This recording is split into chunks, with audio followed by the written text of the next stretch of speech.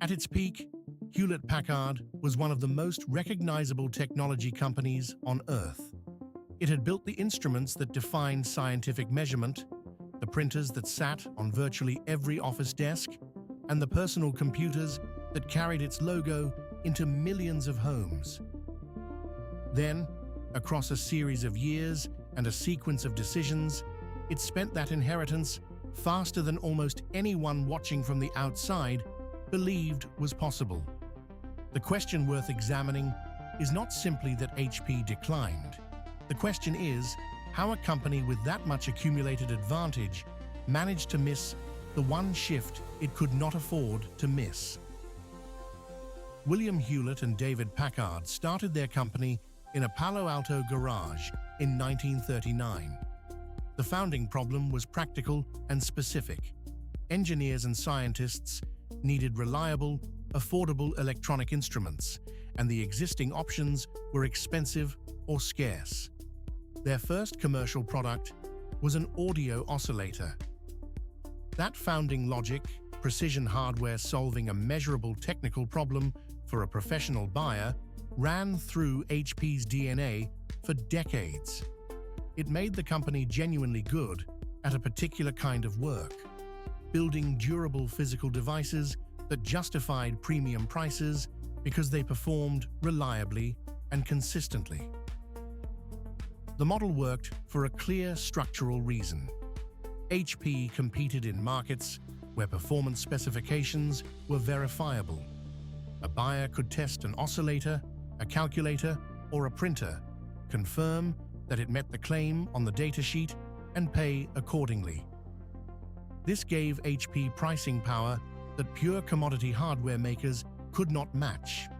It also built an organizational culture around engineering rigor, the belief that if you made something measurably better, the market would reward you. For several decades, that belief was correct.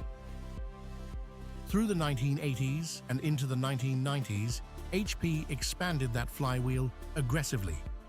Laser printers became a dominant revenue stream. The ink and toner supply business generated recurring, high-margin cash flows that funded continued hardware investment. Personal computers were added to the portfolio. Servers and storage entered the enterprise market. By the late 1990s, HP was operating across an enormous range of product categories, and the combined weight of its brand, its distribution relationships, and its installed customer base made the whole structure look formidably stable. The peak is worth holding for a moment. HP entered the 2000s as a genuine hardware empire, with revenues that placed it among the largest technology companies in the world, a workforce of well over 100,000 people, and a brand that consumers associated with reliability. The printer division alone was generating cash at a scale that most standalone companies would envy.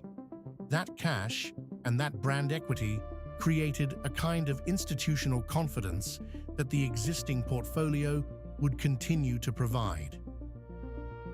But the crack was already forming, and it was structural, not accidental. HP's competitive advantage was built on physical complexity.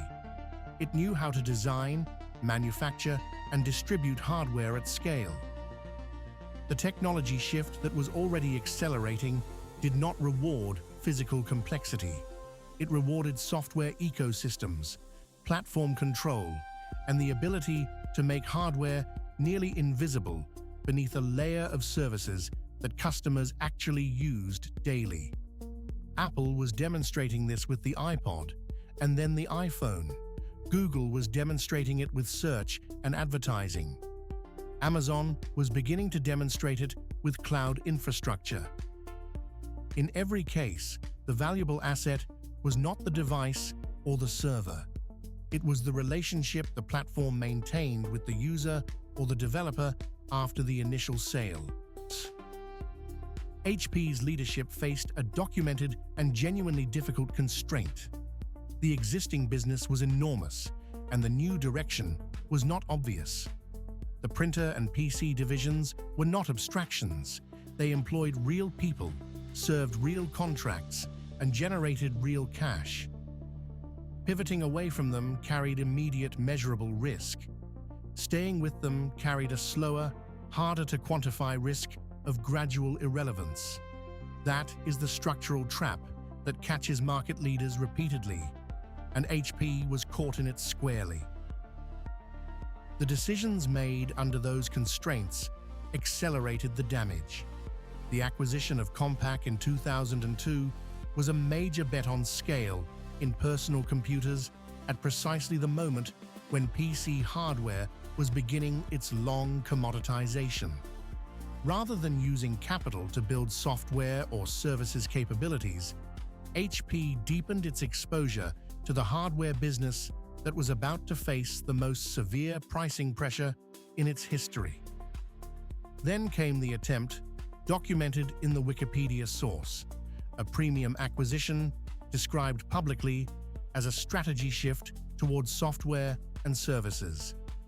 The deal carried a premium of 79% over market price, and the coverage of the time described it as widely criticized, called absurdly high, and characterized as a chaotic attempt to reposition a company that had not yet defined what it wanted to reposition into.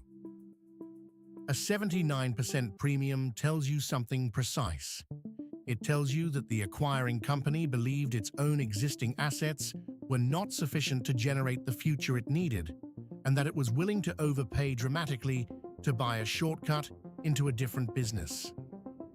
The problem with buying a shortcut at that price is that the acquired capability has to perform extraordinarily well just to cover the cost of the premium before it generates a single dollar of new competitive advantage. That is an almost impossible bar, and the documented characterization of the outcome as botched confirms that the bar was not cleared. The unraveling moved through several phases. PC pricing continued to compress. The printer business faced structural headwinds as document volumes declined and competing consumables entered the market. Enterprise customers were increasingly allocating technology spending toward cloud services, software subscriptions, and mobile infrastructure, categories where HP had no platform position of equivalent strength. Each of these pressures was individually manageable for a company with HP's resources. Together, applied simultaneously across a portfolio that had been built for a different technology era, they were not. The outcome, reached in 2015, was a formal split of the company into two separate entities, HP Inc., which retained the personal computer and printer businesses, and Hewlett-Packard Enterprise, which took the server, storage, networking, and services operations. The split was a structural acknowledgement that the combined company had become too large and too internally conflicted to compete effectively as a single organization. It was not a collapse in the sense of a bankruptcy or a disappearance. It was something in some ways more revealing: the managed dismantling of a unified empire into its component parts, each of which would compete on its own terms going forward. The assets and the brand survived, distributed across successor companies.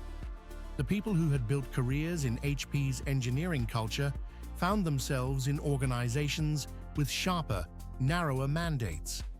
The garage in Palo Alto became a California historical landmark, a physical monument to an origin story that the business had long since outgrown. The printer and PC businesses continued to operate, serving markets that had matured rather than disappeared. Hewlett-Packard Enterprise pursued a different competitive identity in hybrid cloud and enterprise infrastructure. The mechanism the HP story exposes is not complacency, and it is not failure of intelligence. The people running these companies were not unaware that technology was changing. The mechanism is the structural cost of market leadership itself. When a company's revenue base is large enough and its organizational commitments deep enough, it cannot move as fast as the shift requires without destroying substantial value in the process of moving. So it moves cautiously. The cautious move preserves the existing assets slightly longer, but the shift does not slow down because the incumbent moves cautiously. The gap between where the market is going and where the incumbent stands widens with each cautious quarter. By the time the gap becomes undeniable, the company faces a choice between an expensive acquisition made at a premium or an internal transformation that requires dismantling the very structure that generated the cash in the first place. Neither option is clean.